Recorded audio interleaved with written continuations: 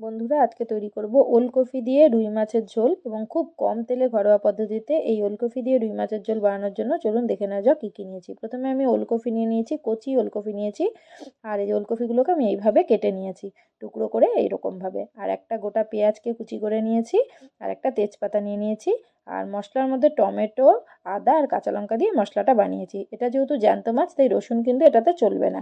এবার আমি মাছের পিসগুলোকে নিয়েছি, নিয়ে এবার এর মধ্যে আমি নুন আর একটু হলুদ দিয়ে দিলাম।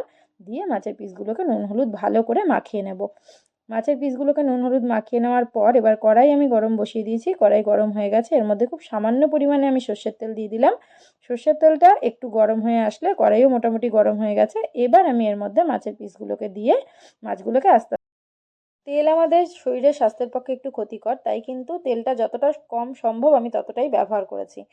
তো এইভাবে আমি মাছগুলোকে উল্টে পাল্টে, এই যে দেখতেই পাচ্ছেন এরকমভাবে ভেজে নিয়েছি। এবার আমি মাছগুলোকে আস্তে আস্তে তুলে নিচ্ছি।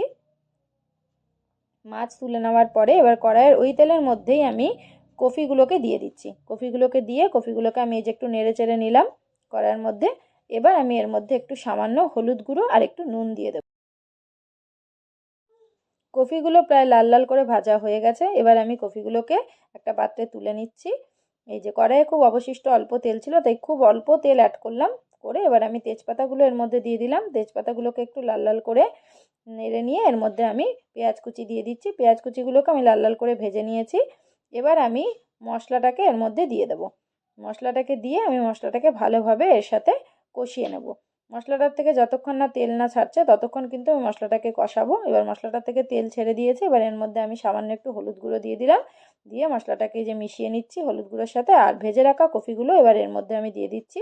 কফিগুলো ভেজে রেখে এর মধ্যে দিয়ে দিলে তাহলে কিন্তু কফির টেস্টটা একটু ভালো আসে। এবার আমি এর মধ্যে দিয়ে দেবো জল, যাতে কফিটা ভালোভাবে সেদ্ধ হয়। কফিটা সেদ্ধ হওয়ার জন্য যতটুকু পর্যাপ্ত জল দেওয়ার প্রয়োজন ততটুকুই দেবো, খুব বেশি কিন্তু জল দেবো না।